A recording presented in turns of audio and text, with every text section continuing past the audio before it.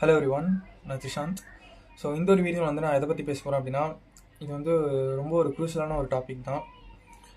இந்த வீடியோவில் வந்து நான் டிவிகே பற்றி துளி அளவில் கூட நான் பேச போகிறது கிடையாது.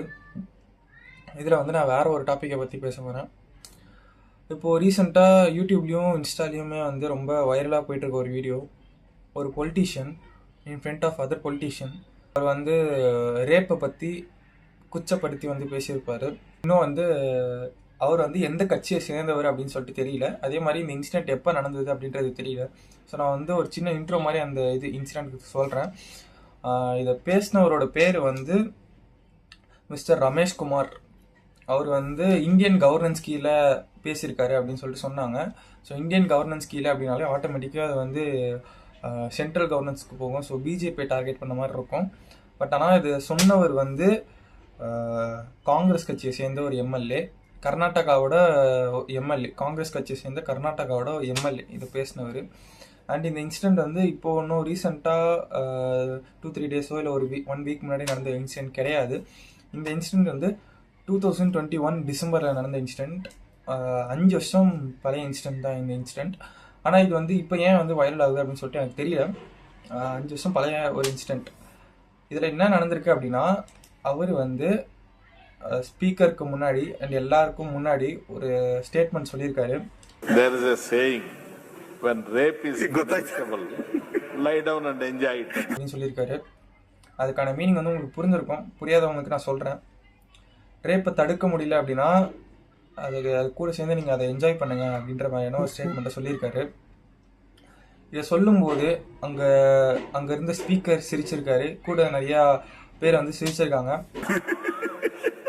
அதோட வந்து அவருக்கு எந்த ஒரு ஆக்ஷனுமே எடுக்காம, யாருமே அதுக்கு வந்து ஆதரவு தெரிவிக்காம அது அப்படியே க்ளோஸ் ஆன மாதிரி தான் வந்து இன்னும் வந்து நிறைய பேர் புரிஞ்சிட்டு இருக்கீங்க. அதில் பாதி உண்மை, பாதி வந்து என்ன நடந்திருக்கு அப்படின்றத நான் சொல்கிறேன். அவர் மேலே வந்து யாருமே வந்து அவருக்கு வாய்ஸ் அவுட் கொடுக்கவே இல்லை, எந்த கட்சியிலேருந்துமே வாய்ஸ் அவுட் கொடுக்கவே இல்லை அப்படின்னு நினச்சிட்டு இருக்கீங்க. ஈவன் அவரோட சொந்த கட்சியில் இருக்கிற ஃபீமேல் பொலிட்டீஷியன்ஸே வந்து வாய்ஸ் அவுட் கொடுத்துருந்தாங்க. யாரெல்லாம் கொடுத்துருந்தாங்க அப்படின்னா, ஸ்மிருதி இரானி,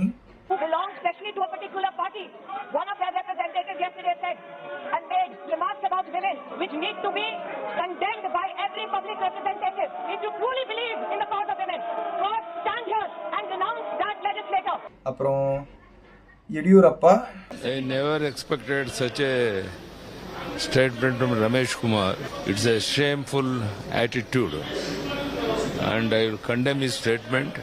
அப்புறம் அஞ்சலி Nimbalkar. Incidences and such words and such analogies should not be used for such a heinous crime. அப்புறம் Priyanka Chaturvedi. I think it is so disgraceful and shameful for you all to trivialize what a woman goes through. It is unfortunate that these elected representatives who are supposed to be speaking up for the women of their constituency and speak up for the women of Karnataka mock the very struggle that women have been going through to get themselves empowered and keep themselves safe. அப்புறம் Brinda அடிகே. Don't they know that rape is the most heinous, brutal violence and crime on women and their bodies? Why should this man continue to represent women? எல்லாருமே வந்து voice out கொடுத்துருந்தாங்க. அவருக்கு வந்து ஏதாவது action எடுத்தாங்களா அப்படின்னு கேட்டால் அங்கே தான் வந்து எந்த ஒரு ஆக்ஷனும் எடுக்கவே இல்லை. ஜஸ்ட் ஒரு பொலிட்டிக்கல் ப்ரெஷர்னால அவர் வந்து ஒரு அப்பாலஜி மட்டும் கேட்க சொன்னாங்க. அந்த அப்பாலஜியாச்சும் அவர் வந்து ஒழுங்காக கேட்டாரா அப்படின்னு கேட்டால் அதை நீங்களே பாருங்கள். To own a mistake ends up in a single mistake. To deny a mistake amounts to multiple mistakes ಅಂತ. ನನ್ನಿಂದ ಅಪರಾಧ ಆಗಿದೆ ಅನ್ನೋ ತೀರ್ಮಾನಕ್ಕೆ ಈಗಾಗಲೇ ಬಂದು ತೀರ್ಪು ಕೊಟ್ಟುಬಿಟ್ಟಿದ್ದಾರೆ. ಆದ್ದರಿಂದ ನಾನು ಕ್ಷಮೆಯನ್ನು ಕೋರ್ತೇನೆ. ಇದಕ್ಕೆ ಇಲ್ಲೇ ಸುಖಾಂತವನ್ನು ಹಾಡಿ ಕಲಾಪಗಳನ್ನು ನಡೆಸ್ಕೊಂಡು ಹೋಗೋಣ. இப்போ பார்த்துருப்பீங்க, இப்படி தான் வந்து அவர் அப்பாலஜி கேட்டிருந்தாரு. இந்த இடத்துல வந்து அவர் சொன்னது வந்து உங்களுக்கு புரிஞ்சிருக்கும்னு நினைக்கிறேன். புரியலன்னா நான் எக்ஸ்பிளைன் பண்ணுறேன். நான் சொன்னது வந்து யாருக்காச்சும் தப்பாக ஃபீல் ஆயிருந்துச்சுன்னா நான் சாரி அப்படின்றது தான் வந்து அவர் சொல்கிறாரு. ஒருத்தர் வந்து ஒரு தப்பு பண்ணியிருக்காங்க அப்படின்னா அதுக்கு வந்து அவங்க மனசை தொட்டு அவங்களே வந்து சாரி கேட்டாகணும். இல்லை நான் பேசுனது வந்து நான் கரெக்டாக தான் பேசினேன், பட் ஆனால் மேபி சிலருக்கு அதாவது வந்து நீங்கள் பேசுனது தப்புன்றது உங்களுக்கு உணரல, பட் ஆனால் ஒருவேளை மற்றவங்களுக்கு தப்பாக ஃபீல் ஆயிருந்துச்சு அப்படின்னா அப்போ சாரி கேட்டுக்கிறேன் அப்படின்ற மாதிரியான ஒரு ஸ்டேட்மெண்ட் தான் அவர் சொல்லியிருக்காரு. ஸோ இன்னும் வரைக்கும் அவர் சொன்னது வந்து தப்பு அப்படின்றத அவர் உணர்ந்து அவர் பேசவே இல்லை. அப்புறம் இந்த மாதிரி இன்சிடென்ட் வந்து இதுதான் வந்து இங்கே அந்த இடத்துல நடந்த ஒரு இன்சிடென்ட். இந்த இன்சிடென்ட் வந்து இதுக்கு முன்னாடி லைக் இந்த மாதிரி ரேப்பை பற்றி இதுக்கு முன்னாடி ஏதாவது ஒரு இன்சிடென்ட் நடந்திருக்கா அப்படின்னு கேட்டால் அதுக்கு வந்து ஒரு 3 எக்ஸாம்பிள் சொல்கிறேன். அக்டோபர் 2012 பெங்காலோட சிஎம் யாருன்னா மம்தா பானர்ஜி. அவங்க என்ன சொல்லியிருக்காங்க அப்படின்னா, rape happens because men and woman interact அப்படின்னு சொல்லியிருக்காங்க. அதுக்கான வீடியோ நான் ஆட் பண்ணுறேன். Earlier, if girls and boys would hold hands, they would get caught by parents and be reprimanded. But now everything is so open. It's like an open market. Don't highlight rape so much and glorify it. அதுக்கப்புறம் April 2014 Mulayam Singh Yadav அப்படின்றவர் boys are boys they will make mistakes அப்படின்னு சொல்லிட்டு ஒரு statement சொல்லியிருக்காரு. ரேப்பை பற்றி தான் அவர் இந்த statement சொல்லியிருக்காரு.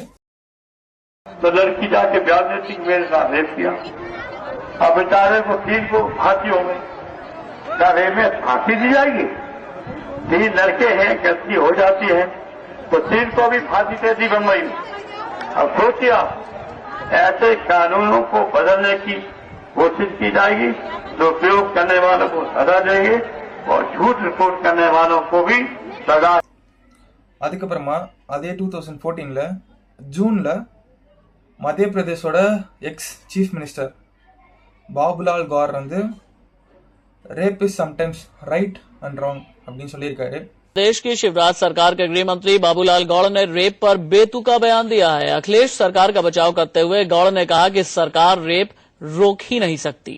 मुलायम सिंह जी या अखिलेश जी या ये क्या करेंगे बेचारे? कृति है मनुष्य की. कोई हमसे कह के तो नहीं जा रहा कि हम बलात्कार करने जा रहे हैं, तो जाके पकड़ लें उसको. सड़क पे हम एक्सीडेंट ना हो इसके लिए हेलमेट के लिए तो हम रोक सकते हैं. अब कौन बलात्कार करने जा रहा है उसकी कोई इन्फॉर्मेशन तो होती नहीं, वो तो एकांत में होता है.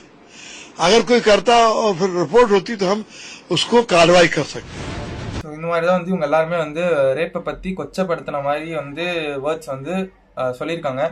ஈவன் மம்தா பானர்ஜி ஒரு விமன் பொலிட்டீஷியன், அவங்களும் வந்து ரேப்பை பற்றி இப்படி ஒரு ஸ்டேட்மெண்ட் தான் வந்து சொல்லியிருக்காங்க. இது இப்போ நான் வந்து இவ்வளோ ஸ்டேட்மெண்ட்ஸ் வந்து நான் சொல்லியிருக்கேன்ல, இப்போ இத்தனை பேர் வந்து இவ்வளோ சொல்லியிருக்காங்க அப்படின்னு சொல்லிட்டு. இப்போது இதில் இதுக்கு முன்னாடி நமக்கு அந்த ரமேஷ்குமார் அப்படின்றவர் 2021 டிசம்பரில் ஒரு இந்த மாதிரி ஒரு ஸ்டேட்மெண்ட் கொடுத்துருந்தாரு அப்படின்னு சொன்னல, அதுதான் அவர் வந்து ரேப்பை பற்றி ஃபஸ்ட் டைம் பேசியிருக்காரா அப்படின்னு கேட்டால் கிடையாது. இன்னொரு 2 இயர்ஸ் பேக், அதாவது இப்போதுலேருந்து 7 இயர்ஸ் பேக் February டைம் 2019 அவர் ஸ்பீக்கராக இருந்திருந்தார். அந்த டைம் ஸ்டேட் லெஜிஸ்லேட்டிவ் அசம்பிளியோட ஸ்பீக்கராக அவர் இருந்தார். அந்த டைமில் அவர் வந்து ரேப்பை பற்றி அதே மாதிரி இன்னொரு ஒரு டேர்ம் வந்து ஒரு சென்டென்ஸ் சொல்லியிருக்காரு. அந்த வீடியோவை நான் ஆட் பண்ணுறேன், பாருங்கள். ರೇಪ್ ಆಗಿದ್ದು ಒಂದೇ ಸಲ, ಸುಮ್ಮನೆ ಇದ್ದು ಬಿಟ್ಟಿದ್ರೆ ಅದನ್ನ ಹೊರಟೋಗ್ತಾ ಇತ್ತು. ರೇಪ್ ಆಗಿದೆ ಅಂತ ಕಂಪ್ಲೇಂಟ್ ಮಾಡಿದ್ದಕ್ಕೆ ಏನಾಯ್ತು ಅಂದ್ರೆ ಅವನ ಮೇಲೆ ಕೇಸ್ ಆಯ್ತು, ಅವನ ಪೊಲೀಸರು ಕರ್ಕೊಂಡೋಗಿ ಜೈಲಿಗೆ ಹಾಕಿದ್ದಾರೆ. ಅವನ ಪರವಾಗಿ ವಕೀಲರು ಬರ್ತಾರಲ್ಲ, ನಾನು ರೇಪ್ ಮಾಡಿಸ್ಕೊಂಡು ಕೋರ್ಟಲ್ಲಿ ಕೇಳ್ತಾರೆ, ಈಶ್ವರಪ್ಪನವ್ರೆ ಹೆಂಗ್ ಮಾಡ್ದ ಕೇಳಿ ಎಷ್ಟೊತ್ತಿಗೆ ಮಾಡ್ದ, ಎಷ್ಟು ಹೊತ್ತು ಮಾಡ್ದ, ಹೆಂಗೆಲ್ಲ ಮಾಡ್ದ ಏನು. ನನಗೆ ಆಮೇಲೆ ರೇಪ್ ತಿಂಗು ಹೊರಗೆ ಬಂದ್ಮೇಲೆ ಕೇಳ್ತಾರೆ, ಏನು ಕೋರ್ಟಲ್ಲಿ ನ್ಯಾಯ ಸಿಕ್ತೋ ಇಲ್ವೋ, ಆತ ಒಂದ್ಸಲ ರೇಪ್ ಮಾಡಿದ್ದ, ಕೋರ್ಟಲ್ಲಿ 100 ಸಲ ಮಾಡಿದ್ರು. ಈಗ ನನ್ನ ಪರಿಸ್ಥಿತಿ ನೀವು ತೆಗೆದ್ರು ಅವ್ರು ತೆಗೆದ್ರು, ನನ್ನನ್ನು ಬೀದಿಗೆ ಮಲಗಿಸ್ಬಿಟ್ಟಿದ್ರಿ ನೀವು. ரமேஷ்குமார் அப்படின்றவர் சொன்ன ஸ்டேட்மெண்ட் வந்து நீங்கள் பார்த்துருப்பீங்க. அதுக்கான எக்ஸ்பிளனேஷன் வந்து நான் இப்போ சொல்கிறேன். அவரோட சிச்சுவேஷன் வந்து ரேப் மாதிரி இருக்கான். ஸோ அவரையும் ரேப்பையும் அவர் வந்து ஒப்பிட்டு பேசுகிறாரு. எந்த மாதிரி பேசுகிறாரு அப்படின்னா, ரேப்புன்றது அந்த டைமில் அந்த ஒரு காயத்தோடு முடிச்சுக்கிட்டோம்னா அது வந்து நல்லது. இல்லை அதை நம்ம வளர்த்துட்டு போனோம் அப்படின்னா எப்படிலாம் அது வந்து பிரச்சனை கொண்டு வருது அப்படின்னா, இப்போ ஒரு ரேப் நடந்துச்சு அப்படின்னு சொல்லிட்டு ஒரு விக்டிம் போயிட்டு சொல்கிறாங்க, ஒரு அக்யூஸ்ட் வந்து கம்ப்ளைண்ட் கொடுக்குறாங்க. அப்போ அந்த அக்யூஸ்டோட லாயர் வந்து இந்த விஷயங்கள் எல்லாத்தையுமே வந்து கேட்பாங்க.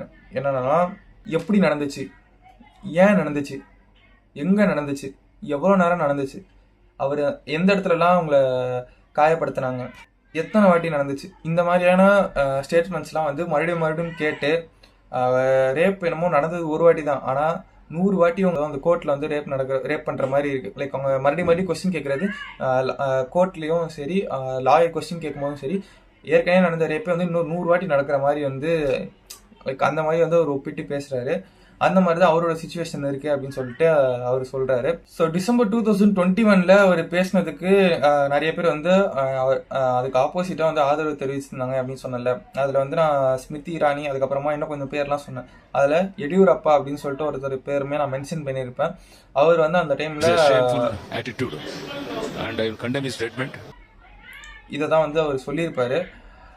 அப்படிப்பட்ட அவரு இன்னொரு 2 years பேக் அவர் வந்து இந்த ரமேஷ்குமார் அப்படின்றவர் சொன்ன ஸ்டேட்மெண்ட்டுக்கு இவரும் கூட சேர்ந்து சிரிச்சிருந்தாரு.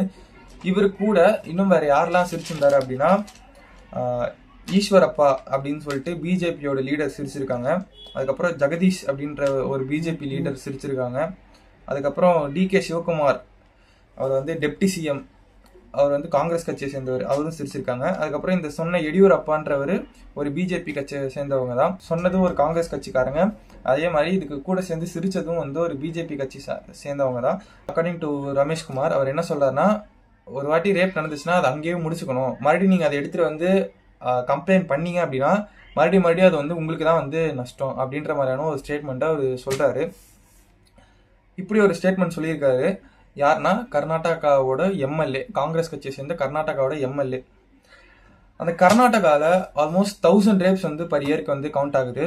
அப்படி 1000 ரேப்ஸ் வந்து பர் இயரில் கவுண்ட் ஆனாலும் இப்படிப்பட்ட ஒரு ஸ்டேட்மெண்ட்டை கொடுத்துருக்காரு. நான் என்ன சொல்ல வருதுன்னா, இப்போ இதில் வந்து நான் காங்கிரஸ் கட்சிக்கு சப்போர்ட் பண்ணியும் பேசல, பிஜேபி கட்சிக்கும் நான் சப்போர்ட் பண்ணி பேசல. பட் ஆனால் நீங்கள் தெரிஞ்சுக்க வேண்டிய விஷயம் என்னென்ன அப்படின்னா, இந்த ஒரு இன்சிடென்ட் நடந்தது 5 yearsக்கு முன்னாடி. அண்ட் அதே இன்சிடென்ட்டை அவர் வந்து இன்னொரு 2 years பேக்கும் பேசியிருக்காரு. இத்தனை வாட்டி பேசியும் அவர் மேலே எந்த ஒரு ஆக்ஷனுமே எடுக்கல. இதை எனக்கு சொல்லணும்னு தோணுச்சு. உங்களுக்கு அதில் நான் கரெக்டாக அது வந்து எப்படி நடந்துச்சு என்ன அப்படின்ற ஒரு எக்ஸ்பிளனேஷன் நான் கொடுத்துருப்பேன்னு நினைக்கிறேன். இப்போ நான் சொன்னது வந்து உங்களுக்கு புரிஞ்சிருந்துச்சுன்னா நன்றி. புரியல அப்படின்னா ஏதாச்சும் டவுட்ஸ் இருந்துச்சுன்னா கமெண்ட் செக்ஷனில் கேளுங்க. போன வீடியோக்கு வந்து எல்லாருமே வந்து நல்லாவே ஒரு ரெஸ்பான்ஸ் கொடுத்துருந்தீங்க. அதுக்கு வந்து என்னோட காலேஜ் ஃப்ரெண்ட்ஸ்க்கு ரொம்ப ரொம்ப நன்றி. நான் சில பேருக்கு வந்து நான் வீடியோ வந்து ஷேர் பண்ணியிருந்தேன். அதே மாதிரி என்னோட இன்ஸ்டா ஸ்டோரி பேஜில் வந்து நான் போட்டிருந்தேன். அதை பார்த்துட்டு பார்ட் 1 வந்து ஆல்மோஸ்ட் 400 பேருக்கு மேலே பார்த்துருந்தீங்க. அதுக்கு ரொம்ப ரொம்ப நன்றி. அண்ட் பார்ட் 1 பார்த்து பிடிச்சிருந்தவங்க தான் வந்து கண்டிப்பாக பார்ட் 2 பார்த்துருப்பீங்க. ஸோ பார்ட் 2 வந்து ஆல்மோஸ்ட் ஒரு 160 பேர் பார்த்துருந்தீங்க. ஸோ இதில் வந்து எனக்காக வந்து ஒரு 400 பேர் பார்த்தீங்க. அண்ட் அது பிடிச்சி இன்னொரு 160 பேர் வந்து பார்ட் 2 பார்த்தீங்க. அவங்க எல்லாருக்குமே ரொம்ப ரொம்ப நன்றி. நான் மேற்கொண்டு எனக்கு தெரிஞ்சதோ இல்லை ஒரு இம்பார்ட்டண்ட்டான ஒரு பொலிட்டிக்கல் டாபிக்ஸை பற்றியோ எனக்கு பேசணும்னு தோணுச்சுன்னா, எனக்கு வாய்ஸ் கொடுக்கணும்னு தோணுச்சுன்னா நான் கண்டிப்பாக இந்த யூடியூப் ஸ்ட்ரீம் மூலிமா நான் அதை ஷேர் பண்ணுறேன். இவ்வளோ நிறைய வீடியோ பார்த்ததுக்கு எல்லாருக்கும் ரொம்ப ரொம்ப நன்றி. பாய்.